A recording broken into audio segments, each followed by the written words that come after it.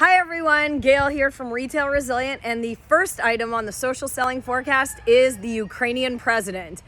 All I have to say is he is a total badass who fights for his country, and if you read the story about who he is and where he came from, you will be impressed. That man believes so much in freedom and freedom fighting.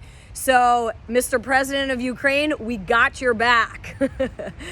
All right, the second item on the social selling forecast is there are different themes you can use for advertising in March. Typically, car dealers will use spring into savings, they'll use March Madness, they'll use St. Patty's Day.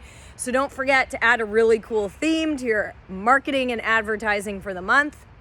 The third item on the social selling forecast is TikTok.